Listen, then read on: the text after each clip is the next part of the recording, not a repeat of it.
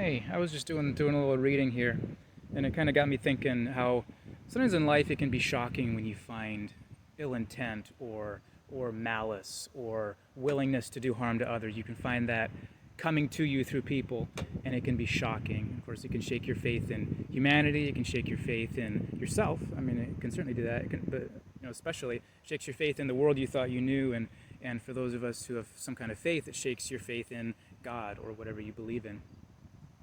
but but actually, of course, and I think we know this, but it's not something new that you're going to bump into that. And ever as long as there have been people who seek the well-being of others, whether it's in the name of God or in the name of humanity or in the name of goodwill itself, but as long as that's been there, there's been the other side. And so I was just reading a little bit ago. I was reading from the Book of Psalms, which, historically speaking, this is the prayer slash worship book, music book of the ancient Israelites. And so it represents their faith. It represents in some cases, the very earliest stages of this ancient entire nation's faith in God.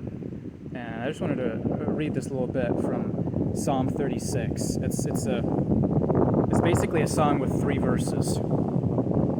And the first verse is talking about these people that shock us and disappoint us when we expected humanity to be something different than it was. The second verse is talking about God as viewed through the faith and love of a person who's in love with God. And the third verse ties it together. Just listen to this here. And he says, and it's, this is a poem, so you read it like a poem.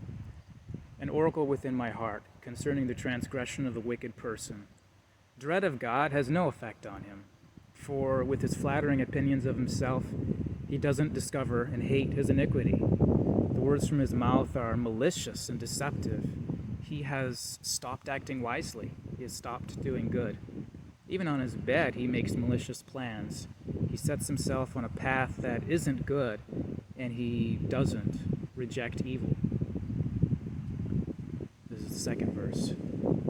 Lord, your faithful love reaches to heaven, your faithfulness to the clouds. Your righteousness is like the highest mountains, your judgments like the deepest sea. Lord, you preserve people and animals. How priceless your faithful love is, God. People take refuge in the shadow of your wings. They are filled from the abundance of your house. You let them drink from your refreshing stream, from the wellspring of life that is within you.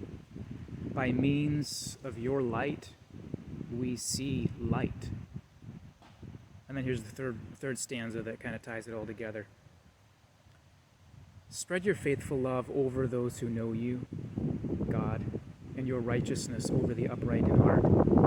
Don't let the foot of the arrogant come near me, or the hand of the wicked drive me away. There, the evildoers have fallen. They've been thrown down and cannot rise. Now, to me, that is a beautiful piece of poetry. That's a beautiful image of the hope of justice, and especially this contrast between predictable, stable, reliable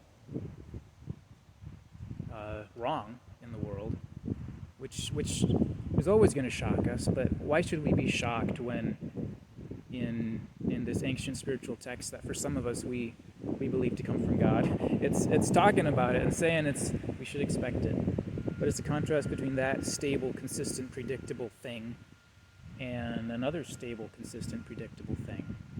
And it's expressed in words of